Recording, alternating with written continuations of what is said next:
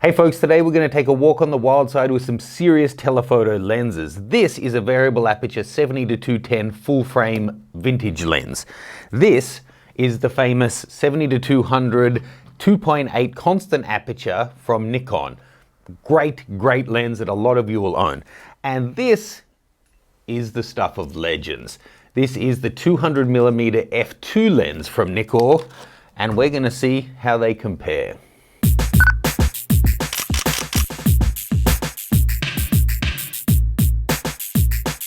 Hey folks, if you want to take your photography to the next level, check out Kickstart Your Photography, my new 6-month online course with weekly video lessons teaching you about all the gear, all the technique and exposure to get great images. So folks, as you can see, not much difference in length. Actually, the 70-200 is slightly longer, but in terms of the amount of glass in them, there's just no comparison. The 200 f2 is much heavier, much faster, and having done a little bit of hands-on side-by-side, a really impressive lens. Today I'm going to go through the specs, compare them side-by-side at 200mm, and basically ask the question, is the 200 f2 worth the premium? It's one stop faster with no zoom, and it's about 3 times the price. Let's take a look at the specs. The 70-200 goes as wide as 2.8 and stops down to f22. It has 21 elements in 16 groups, 9 aperture blades. It's got a tripod collar that's rotatable and removable, front filter thread of 77mm, and it's weighing in at 1.54 kilos or 3.4 pounds. In America at the moment, this is currently coming in at about $2,100 US. The f2 on the other hand, it goes one stop faster, as I said, to f2. It also stops down to f22. It's 200mm. This is 13 elements in 9 groups, which is a simpler design because it doesn't have a zoom mechanism. It also has 9 rounded aperture blades. The front element on this one is about 160mm, but that's not where your filters go. This one takes drop-in filters of 52mm that you just pop into the back. It'll take pretty much any slimline screw-in filter. And another thing you'll notice, this one has 4 focus memory buttons. So if you've never used one of those, that's for situations where, let's say, you're shooting a sporting match, let's say Wimbledon. So you can set one focus point to be Serena Williams, one focus point to be her competition, one focus point to be on the net or on the ball boy, and then one on Prince William, who happens to be in the crowd. And then you save each of those points, and when something happens, you just hit the point and it will go exactly back to that precise focus point that you had saved. Really cool, and something that a lot of the big tellies have. This also has a tripod collar that's rotating and removable, but you'll note this one, you need to undo 4 little screws on there to take it off, whereas the 70-200 allows you to just slide it off. This is about the same length at 8 inches long, but this one is coming in at 2.93 kilograms as opposed to the 1.5.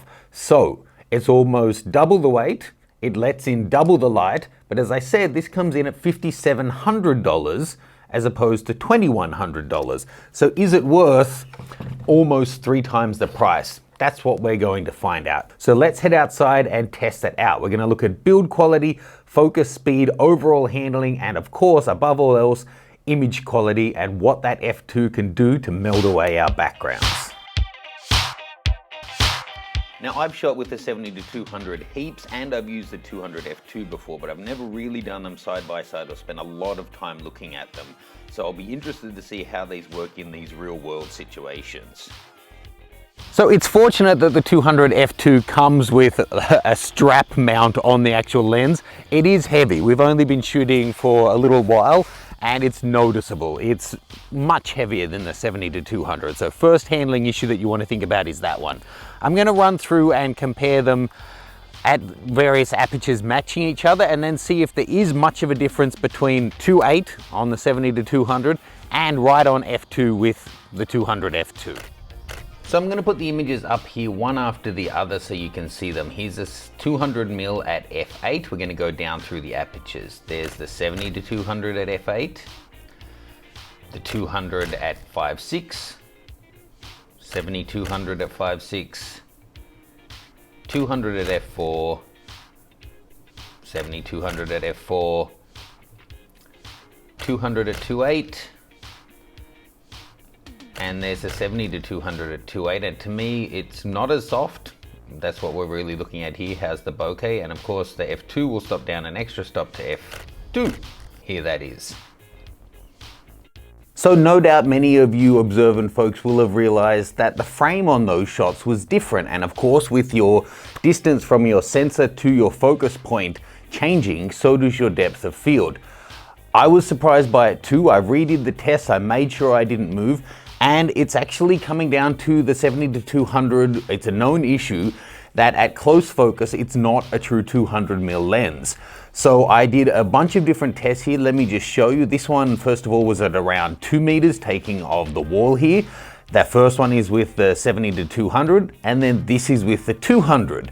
A noticeable difference, right? It's considerably closer with the 200. Then I went to the other side of the studio and shot from 5 meters away. This is with the 70 to 200, and this is with the 200 f2. So again, considerably closer. Once we got outside and we're focusing about 16 meters away, it's negligible difference, maybe slightly closer with the 200. And then when we're focusing close to infinity, like over 100 meters away on this tree, then it's equalized. So keep that in mind, that you get extra reach effectively with the 200 f2. If you're under, say, 10 meters, the 70 to 200 is not a true 100mm lens. So even though it will let you focus closer, the actual reproduction ratio won't be directly comparable between these. Now, one thing to notice, the 70 to 200 will let you focus down to 1.4 meters. The 200 only will let you go down to 1.9. And of course, all other things being equal, the closer you get, the shallower depth of field you get as well. So let's compare the 200 f2 at 1.9 meters away and then the 2.8 at 1.4 away and see what we do with the background. It's interesting to see that because the 70 to 200 isn't a true 200 up close, even though we're closer, she's not any bigger, and the bokeh from the 200 f2 is still noticeably softer and nicer. Okay, so a word on handling. If you've used the 70 to 200 f2.8, you'll know, and you would have heard me talk about it, it's an absolute beast of a lens. It's so well built, and how fast it focuses is just really extraordinary. Even amongst modern lenses, this is several years old now, it's just ridiculous. I have to say, really clear difference to the 200 f2. It focuses that much faster and it feels that much stronger again. It really, if this feels like you could hit it with your car, this feels like you could drive over it with a tank. It's so incredibly sturdy. Having not used them really long term, this one, it's hard to know if it really is that rugged. For example, the 24 to 70 feels really rugged, but I've broken several of them. Never broken a 70 to 200, and this feels like it's absolutely indestructible. The main takeaway though is that it's incredibly fast to focus. I would say the fastest focusing lens I've ever used. Finally, I want to show the difference between these lenses in terms of center and corner sharpness, contrast, just the amount of detail we're getting from them, and you'll also be able to see the blur in front and back. So for this one, I'm focusing on text on a bottle label. Let's put them side by side and go in closer. That's the 200 on the left and the 70 to 200 on the right, all the way through. First one is comparing the 200 at f2, and on the right, the 70 to 200 at 2.8. I'll let you make up your own mind on these. Now that's the 2.8 on both of them. And let's go up through the apertures. Here's f4, f5.6, and f8. And you would expect anything to be performing well at that point. Now let's look at the corners. Let's go from f4, 5.6, and f8.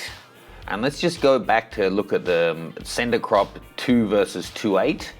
And to me, there's an obvious difference there, and 2.8 to 2.8, even more so. So look, I own and love the 70 to 200 2.8. This is not a video to bash it by any means. It's a fantastic lens. Other than the closest focused issue, for me, it outperforms all the other 70 to 200s in the market. Only by a margin, but they're all fantastic. So it is just an incredibly good lens. And if you've used a bunch of different, say, entry-level and mid-range lenses in the past, then you go to the 70 to 200, you'll be amazed by how quick it focuses, how good the stabilization is, all of those features. I just don't understand how a limited production run lens like the 200 f2 is so much better. The stabilization is as good, at least. The autofocus is the fastest I've ever tested on anything. It's just ridiculous. How can something that they don't turn out that many units just snap to focus so quickly? Really, really impressive. And the image quality is better, sharper, contrastier than the 70-200, and the out of focus areas are nicer as well, and it lets you focus closer. Other advantages, disadvantages, if you're doing that kind of work, this one has the focus memory buttons on there that will be really handy for some people and not for others. It also takes the much smaller 52mm slide-in filter rather than a big 77 one. Downsides, it doesn't come with a good front cap. It's like a sock that sits over the top if you want to get one for the front of this. The only one I could find online was an aftermarket one, and it's like an extra $70 for a piece of plastic that basically sits in there. And then there's the price difference, $2,100, $5,700 in America. Huge difference for a very flexible and versatile lens or a very dedicated and more specialist lens with some optical advantages. So what's going to suit you ultimately depends on how you shoot and how you like to shoot, and if that extra sharpness and detail and all of that stuff is going to make a difference to you to justify that extra price. I have to thank Nikon Professional Services Australia for loaning me this one and a couple of other ones to do some tests on. They're not in the normal test pool. It took a special request to get it.